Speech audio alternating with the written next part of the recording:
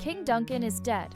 The news of his brutal murder spreads through the ancient castle like a devastating wildfire, instantly extinguishing any sense of peace and plunging the entire stronghold into chaos and palpable fear. Servants scream in terror, their cries echoing through the cold, stone corridors, while bewildered nobles gather in hushed, anxious groups.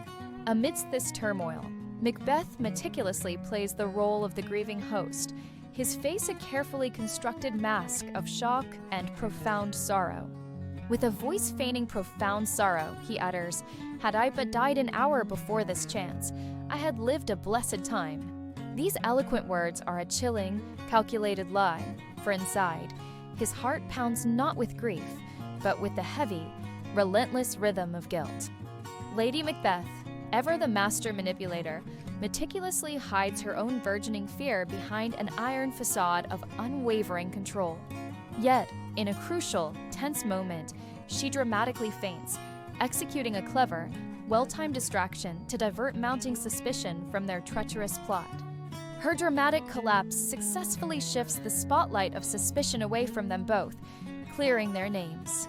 With the path now cleared, the ambitious Macbeth is swiftly crowned King of Scotland, ascending to the very throne he so ruthlessly coveted through bloodshed. Yet, this hard-won victory brings no solace, no true peace to his increasingly troubled mind. Instead, Macbeth feels an insidious haunting, a constant, gnawing dread, for he remembers the witch's chilling prophecy that Banquo's descendants, not his own, would ultimately become kings. Thus, a suffocating paranoia begins to consume him, twisting his thoughts into a dark, inescapable labyrinth of suspicion and fear. He whispers to himself, to be thus is nothing, but to be safely thus, understanding that merely being king holds no value unless his precarious throne is absolutely secure. Driven by this escalating, corrosive fear, he ruthlessly hires a band of hardened assassins, commissioning them to brutally murder Banquo and his innocent son, Flens. This heinous act marks yet another murder, a desperate attempt to protect a crown won through regicide. Lady Macbeth, intimately familiar with his boundless ambition and now his profound torment, senses the deepening darkness consuming her husband's very soul. He confides in her, his voice raw with anguish, "Oh, full of scorpions is my mind, dear wife." That fateful night, as Macbeth anxiously awaits news of the assassin's success, his tormented mind drifts ceaselessly between the intoxicating allure of absolute power and the terrifying specter of inevitable punishment. He mutters a grim, self-fulfilling truth: things bad begun make strong themselves by ill. He understands with chilling clarity that each sin he commits inexorably demands another, even more heinous act, simply to ensure his survival and maintain his ill-gotten gains, trapping him in a spiral of evil. When the assassins return with their grim report, confirming Banquo's death but revealing Flens's escape, a flicker of raw panic crosses Macbeth's face. Yet, with a supreme effort, he forces a strained smile, attempting to compose himself before rejoining the unsuspecting, celebratory feast. But then, amidst the forced revelry, a horrifying apparition materializes before him, Banquo's blood-soaked ghost, its spectral form visible only to Macbeth, its eyes fixed in a silent, accusatory stare.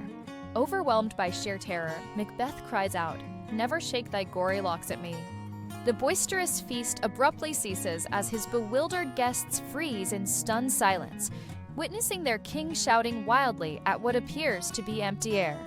Lady Macbeth, her face a mask of desperate composure, attempts to regain control, whispering sharply, "Are you a man?" But her desperate efforts are utterly futile. It is far too late. The carefully constructed mask of sanity and regal control that Macbeth has worn so diligently is now irrevocably breaking, shattering into fragments and revealing the raw, terrifying madness that has consumed him from within. The terrified nobles, fearing for their own lives, hastily abandon the hall. Lady Macbeth, though she scolds him fiercely, knows deep down, as does Macbeth, that the specter of their shared guilt has irrevocably returned to haunt their table. The metaphorical blood of their heinous deeds now stains their very souls. Macbeth is tormented by endless, sleepless nights, his mind a battlefield of horrific visions, while Lady Macbeth finds herself utterly unable to genuinely smile. The throne feels colder, heavier, and more desolate than ever before. Desperate for answers, Macbeth, now fully consumed by his escalating madness and paranoia, vows to seek out the sinister witches once more. He is determined to learn what dark fate still holds for him, hoping against all reason to control a destiny rapidly slipping from his grasp. In our next gripping episode, Macbeth, now fully entangled in his intricate web of deceit and murder, will plunge even deeper into the abyss of the supernatural, desperately seeking answers from darkness itself. Join me for episode 5, The Crown and the Curse, as his tragic journey continues.